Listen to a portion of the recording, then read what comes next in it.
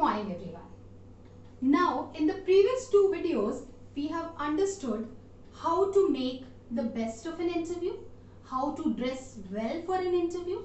Now that we are here at the interview, we are there to answer few questions that are put to us. And the biggest tricky question that comes to us is, tell us something about yourself. Now this is the most common question which is always asked in every interview, and it always leaves us confused. What should we do? Should we tell them our names or family backgrounds? Should we take them through our resume? What exactly is expected of us? We fail to answer that. So here I am to solve that confusion, to do away with all that confusion and to let you know how to answer this question in the best possible manner. Begin with your name.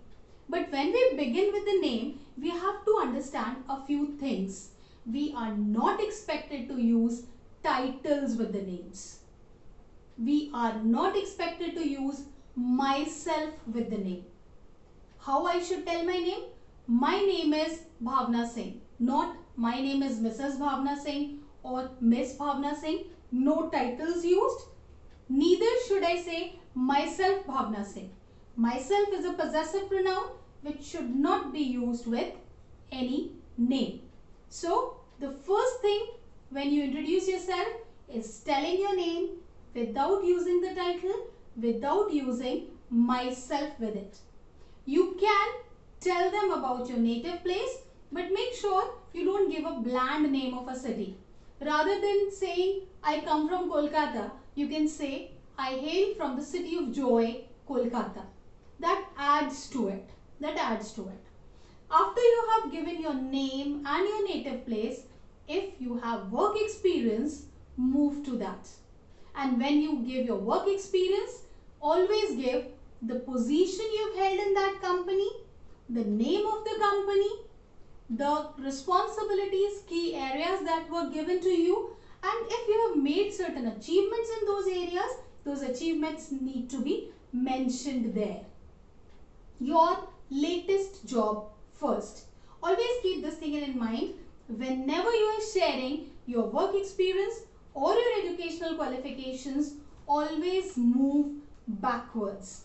Reverse chronological order. That means the latest thing first. Share about your latest job first. And if they ask you, you can move backwards. Because what you're doing now generally decides what you will be doing next. People who do not have work experience can skip this part altogether and straight away move to educational qualifications. Whereas experienced people bring qualification after their work experience. Now here also we'll follow the same rule, reverse chronological order. We'll talk about the latest degree first. But when you're talking about your qualification, make sure you do not give bland abbreviations. It is not advisable. If you say, I am MBA from SPJ. So what is MBA? What is SPJ? So you are expected to elaborate. Give the full forms of the degrees that you have done. So saying, I am a Master's in Business Administration is a better option. If you have not done your degree from a renowned institute, skip the name. If it is a known institute, use that. Give it. But sharing CGPA is not advisable. You can definitely say that, okay, I was among the top 5% of my class, top 10% of my class, but CGPA sharing is not advisable. Yes, you should talk about your projects. Absolutely essential.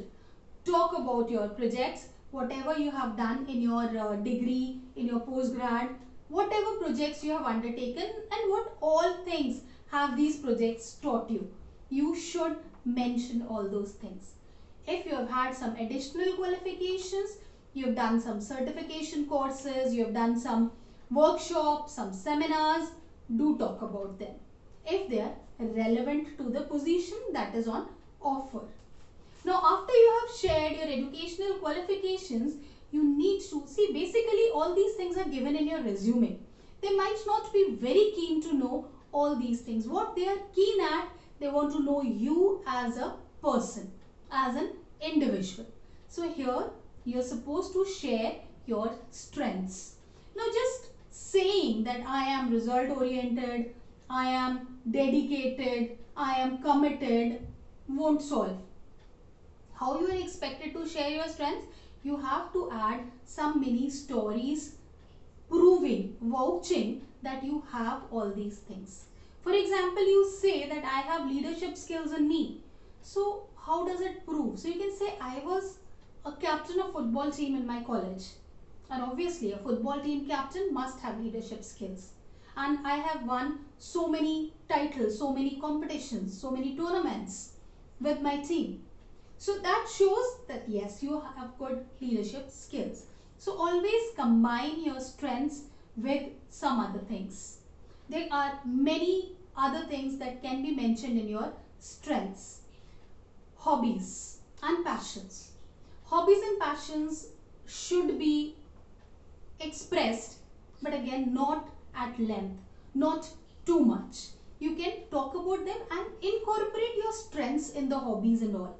For example, sports can be associated with teamwork, music and dancing can be associated with consistency, with discipline and all other things. So your strengths should be mentioned. Keep your weaknesses to yourself. Let them find them out. Unless they ask, do not share about your weaknesses, and even if you have to share them in a very strategical manner. Don't tell them that you are lazy. That will go against you. You might be short-tempered, but what good will it bring when you express it in an interview? So avoid sharing weaknesses in an interview. Now, about the family background. It's a strict no-no when you are introducing yourself. Nobody is willing to know what your family background is. But yes, when you are skipping it during the introduction session, maybe the HR will ask you separately about your family background later on. So wait till they ask. And do not talk about your family background unless you are asked to do so. When you are asked, give your family background as it is required.